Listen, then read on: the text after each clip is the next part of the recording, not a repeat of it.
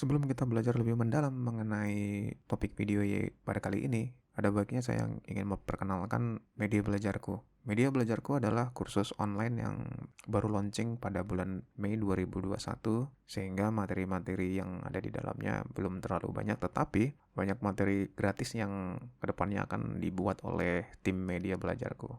Materi yang akan diajarkan lebih dominan kepada data science, seperti pemrograman Python. Kamu juga bisa belajar mengenai data visualisasi, ada deep learning, dan machine learning. Nah, di sini media belajarku menyediakan kursus gratis atau kursus singkat gratis ya, sebagai awal berdirinya media belajarku. Nanti kedepannya mungkin materi-materi gratis juga akan banyak, tetapi tentunya kita akan juga memberikan materi berbayar yang pastinya kualitasnya akan jauh lebih bagus dan pembahasan lebih mendalam pastinya. Jika kamu serius ingin belajar mengenai data science dan materi-materi teknologi lainnya, kamu dapat mendaftarkan diri kamu di media belajarku. Pada video kali ini kita telah sampai pada chapter mengenai conditional dan nanti kita akan mempelajari beberapa materi di dalam conditional ini. Yang pertama adalah if statement dan yang kedua nanti kita akan pelajari if else statement dan yang ketiga nested statement atau if else bersarang. Artinya nanti di dalam if else statement itu akan ada lagi yang namanya if statement dan yang terakhir nanti kita juga akan membuat contoh-contoh dari conditional yang sudah kita pelajari. Kira kata, selamat belajar. Pada conditional yang pertama kita akan mempelajari namanya if statement. Sebenarnya apa sih yang dikatakan dengan conditional? Conditional adalah seperti yang kita ketahui pada materi sebelumnya kita sudah mempelajari tentang pernyataan mengenai logika operator ya, di mana ada pernyataan jika nilai Andi lebih besar atau sama dengan Herman, maka nilainya akan true. Nah, di sini kondisi-kondisi seperti itu kita bisa membuatnya atau kita bisa mengendalikannya. Misalkan jika nilainya sama, kita harus seperti apa? Jika nilainya salah, harus lakukan apa? Nah, itulah konsep dasar mengenai conditional. Langsung ke contoh biar lebih mengerti ya. Misalkan kita buat suatu variabel dengan nama bicycle, kemudian kita eksekusi, kemudian kita membuat kondisi dengan if bicycle sama dengan dahon, tanda petik 2 artinya adalah jika bicycle, maaf ini double J ya, kita hapus dulu. Jika bicycle sama dengan dahon, maka apa yang akan dilakukan? Jika benar bahwa bicycle sama dengan dahon. Misalnya kita print suatu kalimat ya, dahon adalah salah satu brand sepeda. Artinya adalah jika benar bicycle itu sama dengan dahon, maka dia akan menjalankan perintah yang berada di dalam area if-nya. Dan kita jalankan, karena bicycle itu sama dengan dahon, maka dia akan mencetak kalimat yang sudah kita buat. Jadi kita buat contoh misalkan tidak ya, if bicycle sama dengan print, kita memprint hal yang sama aja adalah salah satu. Nah, di sini kurangnya kalimatnya ya. Nah, dalam contoh yang kedua ini, jika bicycle sama dengan Brompton, maka dia akan mencetak kalimat yang ada berada di bawahnya. Nah, ternyata kita sudah mendeklarasikan atau membuat inisiasi bahwa nilai bicycle itu adalah dahon. Sehingga nanti bicycle sama dengan Brompton itu bernilai false. Artinya, jika nilai if sama dengan false, maka dia tidak menjalankan perintah-perintah yang berada di area if-nya. Dan dia tidak mengeluarkan output karena memang dia tidak menjalankan perintah print tersebut. Jadi seperti itulah pemahaman singkat mengenai if. Pada materi selanjutnya kita akan mempelajari if-else statement. Selanjutnya kita akan mempelajari if-else statement. Nah, jika tadi ada statement, jika kondisi if-nya sama dengan false, dia tidak menjalankan suatu perintah apapun. Nah, di sini kita bisa membuat dua kondisi. Jadi, jika if-nya bernilai true, ada suatu perintah yang dijalankan tetap. Dan jika dia bernilai salah atau false, maka dia akan menjalankan perintah juga. Jadi, kita langsung buat ke contoh. Akan variabel cuaca beri nilai cerah, jalankan, dan kita akan memulai membuat kondisi if else. If cuaca sama dengan cerah, jika cuaca sama dengan cerah, apa yang akan dilakukan? Misalkan print punya bersepeda. Jadi jika hari cerah, kita bersepeda. kita buat kondisi jika cuacanya bernilai false. Else, titik 2, print, berarti jika cuacanya tidak cerah, ya, di rumah aja. Kita sudah membuat yang namanya variabel cuaca dengan nilai cerah. Sehingga dicek apakah variabel cuaca sama dengan cerah harusnya bernilai true dan akan menjalankan perintah print waktunya bersepeda. Coba kita jalankan kode tersebut dan mengeluarkan output waktunya bersepeda karena cuaca sama dengan cerah. Bagaimana? Misalkan kita membuat if cuaca sama dengan hujan, print waktunya bersepeda, else print di rumah saja. Jadi, apakah cuaca dengan nilai yang cerah tadi, apakah cerah sama dengan hujan? Tidak benar. Artinya nilai kondisinya adalah false dan dia akan menjalankan perintah yang berada di dalam area else. Kalau kita jalankan perintah atau program ini di rumah saja. Nah, itulah tadi penjelasan singkat mengenai if else statement di mana kita mengkondisikan dua kondisi terhadap suatu pernyataan atau mencek suatu variabel apakah benar atau tidak atau menilai false atau tidak. Dan selanjutnya kita mungkin akan mempelajari nested statement. Selanjutnya kita akan mempelajari yang namanya nested statement atau if-else bersarang. Seperti yang saya sudah utarakan di awal di intro video bahwa if-else bersarang ini adalah if yang berada di dalam if. Jadi kalau contoh-contoh yang sebelumnya kita membuat jika kondisi benar, maka dia akan menjalankan perintah atau mencetak sesuatu. Nah, di dalam if-else bersarang ini nanti jika kondisi sudah benar, dia akan mencek lagi kondisi yang jadi sini agak kompleks ya, jadi kita membuat banyak variabel pada contoh nanti ini. Langsung saja kita buat contohnya, misalkan saya buat variabel hari, minggu, variabel cuaca, variabel kerja, membuat program dengan Python ya. Kita buat lagi variabel kerja 2, membuat variabel olahraga lagi. Nah, kita membuat 6 variabel ya. Kita coba jalankan. Nah, kemudian kita akan membuat kondisi-kondisi terhadap variabel-variabel yang telah kita buat. Misalkan if hari apakah sama dengan tidak sama dengan minggu. Apakah hari tidak sama dengan minggu? Nah, jika true, jika benar, maka print waktu kerja. Kemudian kita kondisikan lagi di dalam if tadi, ada kondisi yang lagi. Jika hari sama dengan Senin, print kerja. Else, jika hari tidak sama dengan Senin, maka print kerja 2. Kemudian pada if yang utama atau yang pertama tadi, kita buat else-nya. Artinya jika tidak sama dengan hari Minggu atau maka if kita buat kondisi lagi if cuaca sama dengan cerah.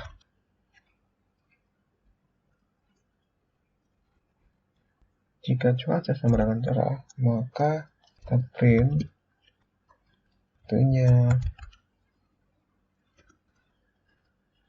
olahraga. Else, kita buat lagi kondisi jika harinya tidak cerah ya. Print waktunya olahraga 2 ya. Oke, coba kita bedah ya program ini. Jika hari tidak sama dengan minggu, maka di print dicetak waktunya kerja. Jadi kalau tidak hari Minggu, itu waktunya kerja. Maksud dari pernyataan tersebut. Kemudian, jika memang tidak hari Minggu, berarti dicek lagi. If hari sama dengan Senin, nah jika di hari Senin, dia akan mencetak kerja. Kerja itu tadi apa? Membuat program dengan Python. Nah, tapi hari-hari yang lainnya selain daripada Senin, maka dia akan memprint kerja 2. Kemudian, jika dia tadi hari Minggu, nah jika yang pertama tadi kan jika dia tidak Minggu kan, berarti artinya jika dia Minggu, dia akan lari ke else ya. Dia cek cuacanya cerah atau tidak. Jika dia cerah, maka waktunya olahraga 1, yaitu lari pagi lah. Ya, kan? Nah, jika cuacanya tidak cerah, maka waktunya olahraga 2, arti bermain game. Nah, pada kondisi ini variabelnya sudah kita beri nilai dengan coret cerah, maka harusnya dia memprint opsi ini, waktunya olahraga. Coba kita jalankan ya program ini. Ada kesalahan, ada kekurangan. Oke, kita jalankan kembali. Wah, ada kesalahan lagi. Oke, komanya harusnya di sini ya. Nah, waktunya lari.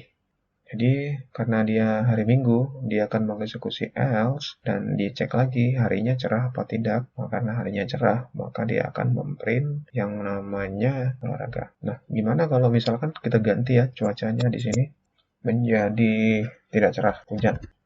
Kita jalankan karena kita mengganti nilai dari variabelnya. Kita jalankan kembali. Harusnya dia akan mencetak olahraga 2, yaitu bermain game. Karena apa? Karena cuaca tidak lagi cerah. Coba kita jalankan lagi. Nah, waktunya bermain game. Nah, itulah teman-teman penjelasan singkat mengenai nested statement, yaitu if else bersarang, dan mungkin kita akan mencoba latihan-latihan lagi di video selanjutnya, yaitu tentang contoh-contoh soal yang akan kita kerjakan. Selanjutnya kita akan mencoba untuk terus mempelajari mengenai conditional ini biar agak lebih memahami. Dan sekarang kita akan mempelajari contoh-contoh soal. Karena video-video sebelumnya kita sudah mempelajari konsep-konsep dasar mengenai conditional, yaitu mengenai if statement, if else, dan nested. Jadi conditional hanya sebatas, konsepnya hanya sebatas itu. Tinggal kita mengembangkannya ke dalam suatu program yang lebih kompleks. Pada contoh yang pertama, misalkan kita ingin membuat atau ingin menentukan bilangan positif atau negatif. Oke, kita buat contoh untuk menentukan bilangan positif atau negatif ya. Nah, untuk membuat suatu program, kita harus mengerti dulu yang namanya permasalahannya atau logik dari suatu masalah yang akan harus kita selesaikan. Misalkan artinya, bilangan negatif itu adalah bilangan positif adalah bilangan yang di atas angka 0 atau 0 juga masih bisa dikatakan positif. Jika sudah berada di bawah 0 artinya itu sudah bilangan negatif. Kita akan membuat programnya. Misalkan kita ingin nanti cek sebuah bilangan ya, misalkan kita deklarasi bilangan yang akan kita cek yaitu bilangan, kita beri angka nilai 10, kemudian kita cek if bilangan apakah dia lebih besar dari 0, atau jika 0 juga bisa dikatakan bilangan positif, maka kita akan membuat apakah lebih besar sama dengan 0. Maka jika angka tersebut lebih besar sama dengan 0, maka bisa dikatakan bilangan itu adalah bilangan positif.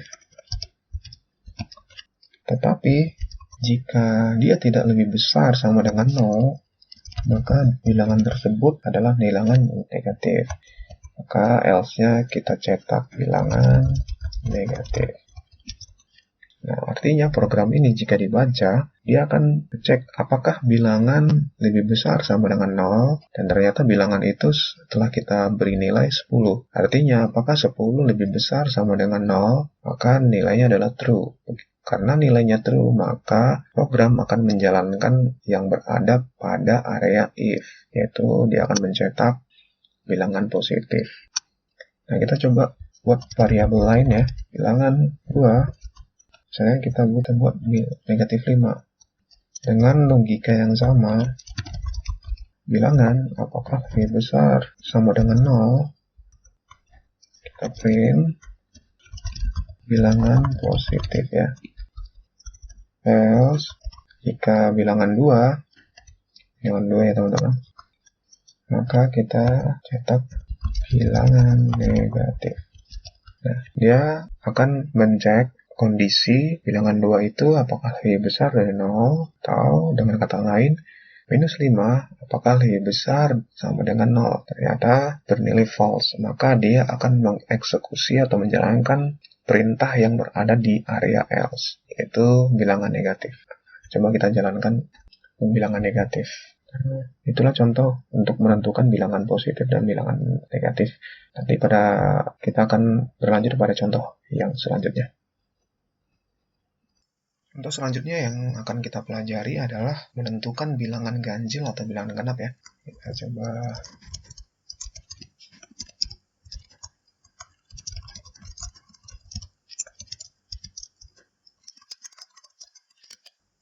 Nah, pada kali ini, kalau tadi kan kita mendeklarasi suatu variabel, langsung kita assign nilai terhadap variabel tersebut. Nah, sekarang kita akan mempelajari bagaimana sih cara jika kita langsung menginput dari user ya. Jadi tanpa harus kita deklarasi secara langsung seperti ini ya.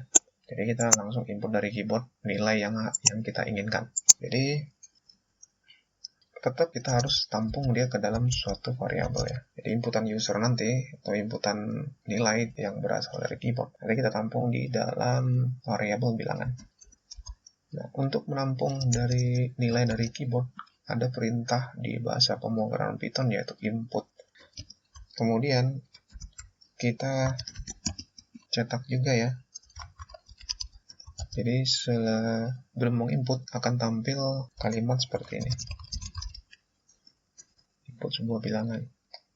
Kemudian if, nah sekarang kita cek kondisi dari bilangan tersebut. If bilangan, nah dia untuk menentukan bilangan apakah suatu bilangan itu bilangan ganjil atau bilangan genap. Cara menentukannya adalah kita bisa menentukan hasil bagi dari suatu bilangan. Jadi kalau hasil bagi 2 ya, jika dibagi 2, sisa baginya sama dengan 0, maka itu bisa dikatakan adalah bilangan genap. Tetapi jika nanti sisanya 1, itu adalah bilangan ganjil. Bilangan modulus 2 apakah sama dengan 0? Nah, tetapi teman-teman untuk input user, ini yang kita input adalah nanti bentuknya adalah string ya teman-teman. Jadi kita harus convert dulu ke dalam integer. Jadi bilangannya di convert dulu dari integer. Setelah itu nanti di modulus 2, lalu dicek apakah sama dengan 0. Jika dia sama dengan 0, maka si bilangan adalah bilangan genap. Tetapi dia jika hasil bagi itu tidak sama dengan 0, maka akan kita cetak adalah bilangan ganjil. Jadi dia akan selalu mencek dengan modulus 2 ya. Kalau dia sisa baginya sama dengan 0, maka itu adalah bilangan genap. Tapi jika tidak sama dengan 0, maka itu dianggap bilangan ganjil. Nah, coba kita jalankan berita ini ya. Nah, di sini setelah dijalankan, program akan meminta inputan angka dari user yang kita akan input dari keyboard. Misalkan angka 5. Nah, apakah angka 5 ini ganjil atau tidak? 5 adalah bilangan ganjil. Kemudian, kita akan jalankan kembali ya program yang tadi. Kita coba masukkan angka yang genap, misalkan 10. Jalankan kembali, 10 adalah bilangan genap. Nah, itulah tadi penjelasan singkat mengenai contoh bilangan ganjil dan bilangan genap. Itulah tadi materi yang sudah kita pelajari dan sampai ketemu di video selanjutnya.